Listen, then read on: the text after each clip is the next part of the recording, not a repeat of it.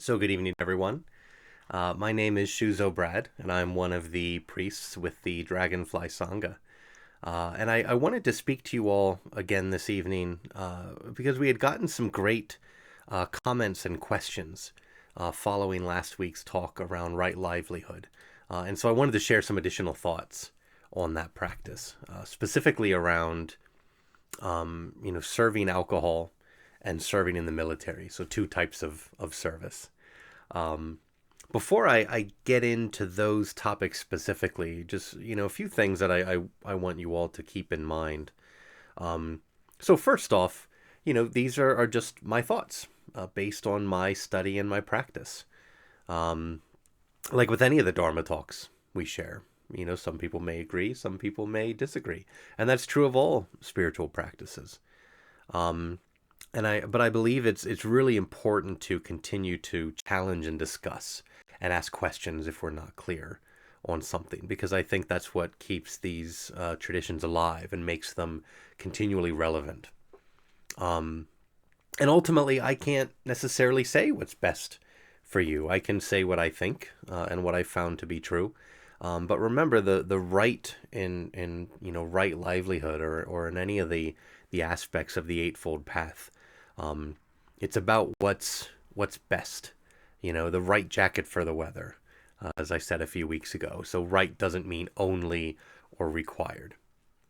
Um, and kind of to that point, Buddhism in general is not so much a set of laws as it is a set of practices. That's why, I'm always very intentional about saying the practice of right livelihood. Um, because throughout the thousands of years that this practice has been alive, there have been different ways that it's been expressed and different emphases, depending on the school that's sort of expressing Buddhism. So, for instance, within the Mahayana tradition, the emphasis tends to be on the bodhisattva and on the lay practitioner, right? Whereas what we find more with the Theravadan schools is the emphasis is more on the monks and the monastic community, and the archetype is the arhat, right? That enlightened monk, um, who goes beyond. And because a lot of the early Buddhist communities were monastic, it was helpful for there to be rules to put together to ensure that they ran smoothly and that people had some guidance, on how to live their lives mindfully and compassionately. Um, and because of that, some of the traditional Buddhist writings can be a bit more legalistic, similar to the way that the Old Testament, we have a lot of the Levitical laws in the Old Testament as opposed to the New Testament in the Christian Bible. But essentially, at its heart, the practice of Buddhism is intended to reduce suffering in ourselves and in others, and keeping or breaking any precepts that might have been written down over the thousands of years that Buddhism has been around, doesn't determine our awakening, right? The power and efficacy of our practice has more to do with our intention than the rules that we follow. And in fact, the opposite is true, that you can follow all the precepts and still cause suffering, right? Still follow all the precepts to the letter and still, be really, come across as really rude to people and create a lot of suffering in yourself and in others. And in fact, there's a sutra, speaking of Buddhist writings, the Kalama Sutra, where the Buddha to his audience, was admonishing them, like, don't follow things just because they've been written down, because of tradition or scripture, or someone told you to do it. There was a teaching of some kind, or rumors, or it fits some kind of logical model, right? Do it because, test it for yourself and do it because of what it yields. Um, and of course, what we want to yield is compassion and mindful behavior, again, to live nobly and to reduce suffering. And the Buddha, provided some guidance, very compassionately provided some guidance on how we earn our living, because he knew that we all need to work. or will at least spend, at least some of our lives working. Like I shared in the last talk, 90,000 hours on average, right, that we're working. And that there are jobs that do entail certain risks and can cause suffering more easily. And so in those situations, it's very important to be clear about our intentions, right? And so, in that spirit, I want to talk about two jobs in particular that some folks had asked about, namely, again, serving alcohol or say, bartending, and then serving in the military. We could also, kind of include in that serving as a police officer or in security, right? So I wanted to talk first about, is it okay to work as a bartender for a beverage company that maybe produces and sells alcohol? And I think, as is true with any industry, you want to acknowledge the risks, right? You want to be aware of the risks. And alcohol can be dangerous, right? There are risks associated with alcohol. There's use and misuse of alcohol in the same way that, the precepts talk about the misuse of sex, right? Alcohol can be something that can enhance a meal or be a part of a celebration, or a gathering of friends. But, too much alcohol can cause a lot of harm, some health concerns. Obviously, you're not going to feel that great the morning after or even that night, right? Can cause people to act out of character, get into accidents if they try to, drive a car or operate machinery or act foolishly, seeing videos of people yelling at cops or climbing light poles or things like that and hurting themselves very badly because they think they can do things that they really can't because their judgment is impaired. And we as Buddhists, put so much stock in understanding the mind and how the mind works and being aware of our mind. And alcohol can play a role in, dulling our senses a bit. So we want to be aware of those risks, and acknowledge that they're there, right? And being aware of those risks allows us to practice, in the role of serving alcohol, and doing so mindfully. So, for instance, if you're working and you have a patron who comes in, a customer comes in, and you can tell that they're unhappy, and maybe they want to drink to forget about their troubles. Maybe you can practice deep listening with that person to hear them, and to allow them to be heard. Practicing could mean not serving those who are visibly drunk. I know a lot of bars have those signs up that say, if you are visibly impaired, we're not going to serve you alcohol. So, being mindful about that. Protecting the drinks of people at the bar, right? So, make sure that no one's trying to slip anything into anyone's drink at the bar, right? That's certainly a practice as well, that you can help protect others in that setting. So you can work in a right way. You just need to make sure that you're paying attention, because, like I said, there are risks there. But something that I encountered, which I thought was really interesting, as I was preparing for this talk, I read an article about a bar in Japan called Vows, which is run by Buddhist monks, and it offers the Dharma in a bar setting. So there are monks, junior monks in robes behind the bar serving drinks, with Buddhist names. So things like Nirvana in the Pure Land is the name of a drink, or Never Ending Suffering in Hell is the name of another one, right? And they offer Dharma talks and chanting and incense, and sutra reading. And there's an altar in the back. And they said that they did this because people weren't coming out to the temple as often. And so they wanted to provide the Dharma in a place where people were more willing to go, right? And they wanted to be able to share that with folks and allow them to discover Buddhism.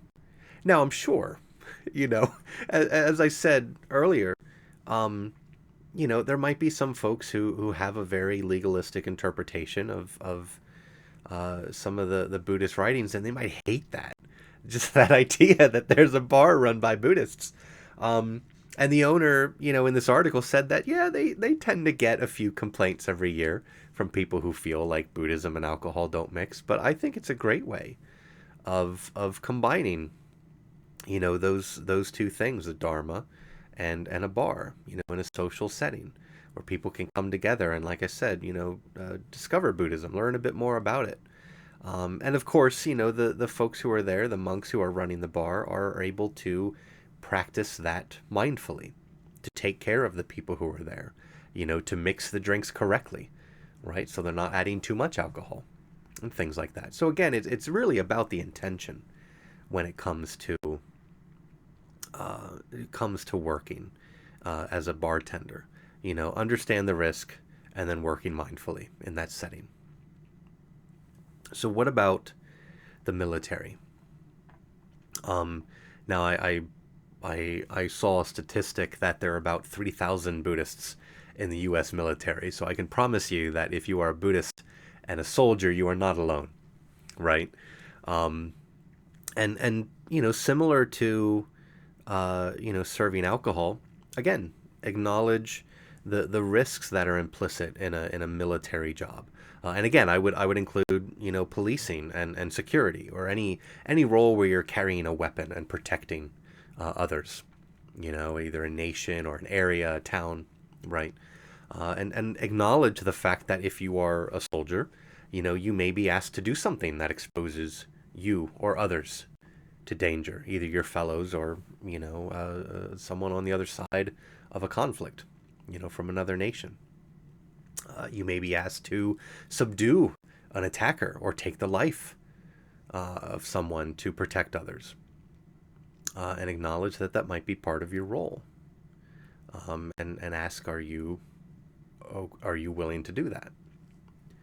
And there may arise situations because of your daily duties where you might grow to hate the people you're fighting, which could obviously exacerbate a feeling of separateness, and challenge your sense of oneness, and your ability to live out the true self through the ego self.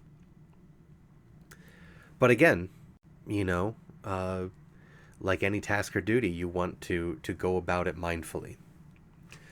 So take care of your fellow soldiers. Be vigilant to protect the people around you. If you are serving as an officer,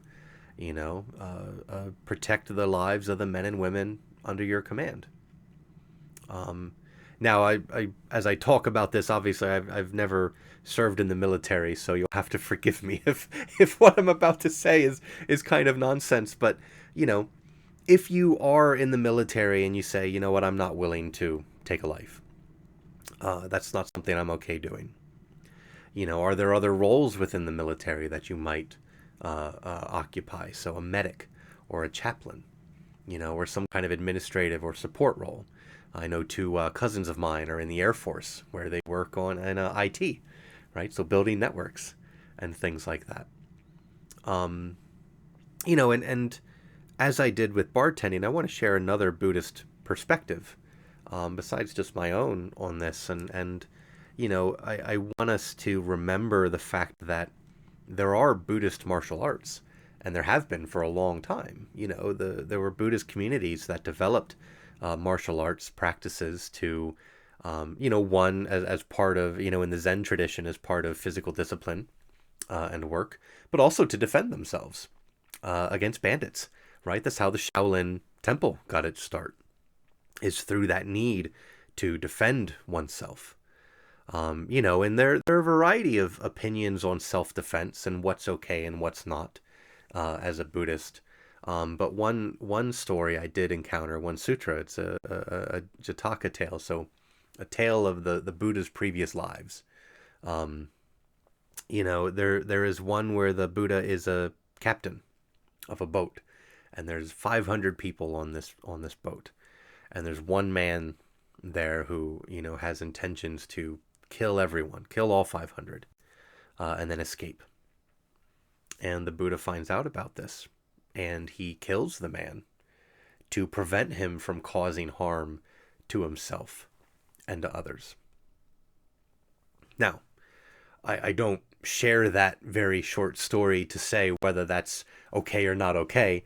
I just, it goes to show that the ethics of, defensive violence, that conversation has been going on for hundreds of years, right? It's something we'll continue to discuss, because it's not always black and white.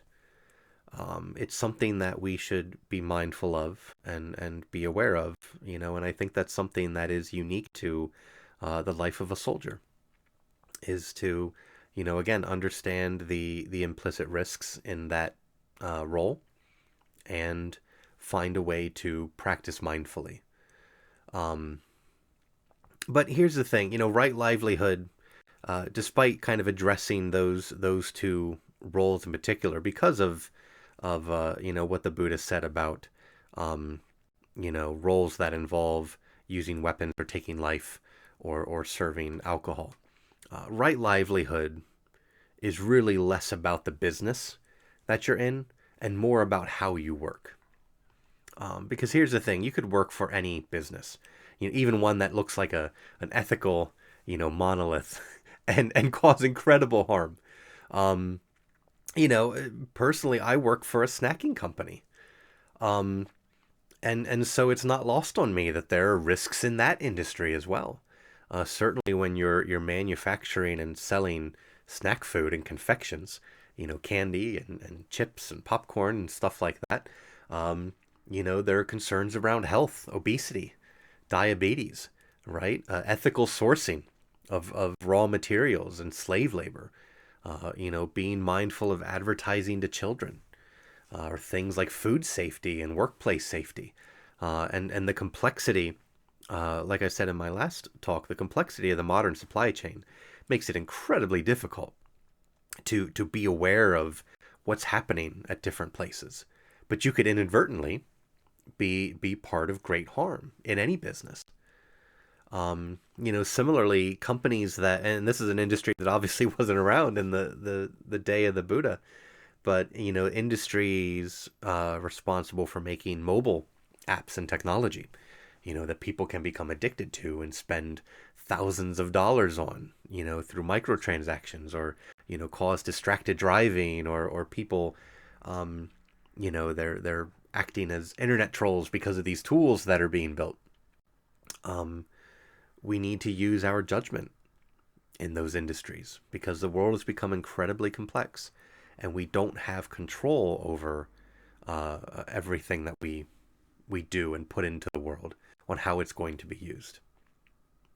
So what I'll say is, let's say that you are in an industry, in a job, and it weighs on your conscience, and you think I'm not okay with this. Then maybe you do want to look for a new job. That's certainly something that's within your right to do. But again, I'd say that for someone in any job. I'm certainly not going to say, well, if you're in a job on this list, then look for another job. It should be personal for you, and again, about your intention, because you can do harm to yourself or others in pretty much any job, right? Working so many hours that you never see your family, or you're constantly irritable. A friend of mine recently left his job because of stress-related health issues, and he realized, like, this is not good for me. And he was very successful in that job, but he made that choice to make a plan to transition into something else, to do something else for a living, that he could do mindfully and in a better way for himself and for his family. And when you're looking for work, do that mindfully as well. Be careful that you're not putting your family into poverty, and that you're still able to provide for yourself and for your loved ones, and take your time. Don't do it abruptly. Don't burn bridges. Don't harm people on the way out, right? Or try to sabotage your business because, you don't agree with what they're doing. There is a right and a wrong way to go about, transitioning between jobs. But yeah, if it is something that bothers you and you feel like this is not the right role for you, then certainly you can look for a job that does allow you to live more mindfully and find balance between your work and your life. But, what I'll say about work and about life, as a Buddhist, is that we should be bringing bodhisattva behavior into the world wherever we are, whatever we do for a living, or whatever we do, whether we're making money doing it or just doing it on a daily basis, our hobbies and habits, right? We need to ensure that our intentions in those areas are very clear, but also recognize that we don't have control over all of the results. But we do have control over our intentions. So, speaking toward the questions that were asked around bartending, protect your customers. Don't push drinks on them. If you're a soldier, protect the lives and livelihoods of those you come across and those for whom you might be responsible. In all situations, we want to be very cognizant of the difference between awakened actions that are done from a place of oneness and unawakened actions that are done from a place of separation and fear and anger. And for some guidance around that, when it comes to morality and how we should act, we have the three pure precepts. And so I'll end on these. But the three pure precepts that should drive our behavior. First one is the intention to not create evil. The second is the intention to practice good. And the third is the intention to enhance the being of others. And so we should strive to do those things no matter what we do for a living. So I hope that that was helpful to the folks who reached out with some of their questions and comments.